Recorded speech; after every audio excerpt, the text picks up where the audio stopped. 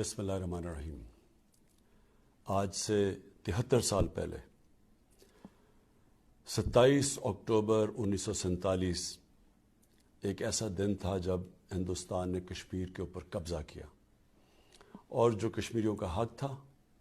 कि उन्होंने फ़ैसला करना था अपने मुस्तक़बिल के ऊपर, जिसको राइट ऑफ सेल्फ डिटर्मिनेशन कहते हैं, वो उनसे हक ले लिया गया। और ये दुख भरी दास्तान चलती रही 5 अगस्त 2019 तक। 2019 5 अगस्त को एक नई जुल्म की दास्तान शुरू हो गई और वो ये थी कि हिंदुस्तान ने अपनी 9 लाख फौज से 80 लाख कश्मीरियों के ऊपर एक मिलिट्री सीज कर दी। उनके सारे जो थोड़े बहुत हकूक थे वो भी ले लिए, उनकी जो पॉलिटिकल लीडरशिप थी उनको पकड़ के जेलों में डाल दिया, उनके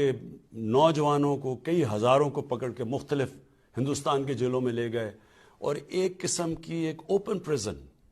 एक ओपन जेल के अंदर उनको रख दिया। ये एक ऐसा बदकिस्मत वक्त है कश्मीरियों के लिए कि वो ना तो हिंदुस्तान के शहरी हैं, ना वो उनको अपना जो यूनाइटेड नेशंस ने, सिक्योरिटी काउंसिल यूनाइटेड नेशंस ने इनको राइट दिया था सेल्फ डिटर्मिनेशन, यानी कि ये अपनी वोट के जरिए फैसला कर सकते थे कि ये पाकिस्तान या हिंदुस्तान का हिस्सा बनना चाहते हैं।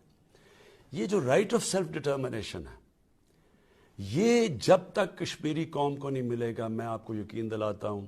कि मैं मुसलसल इनके लिए जद्दोजहद करूंगा, इंटरनेशनली करूंगा, लोकली करूंगा, हेड्स ऑफ स्टेट से बात करूंगा, इंटरनेशनल मीडिया से बात करूंगा,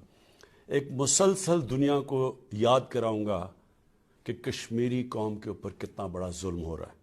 कश्मीर में तो स्टेट टेररिज्म वाज़े है, मैस ग्रेव्स वहाँ डिस्कवर हुई हैं, वहाँ जिस तरह एक्स्ट्रा जुडिशल किलिंग होती है, जिस तरह वहाँ मीडिया का मुंह बंद किया जाता है, वो तो एक अलग चीज़ है। लेकिन जो पाकिस्तान में जिस तरह की स्टेट टेररिज्म की जा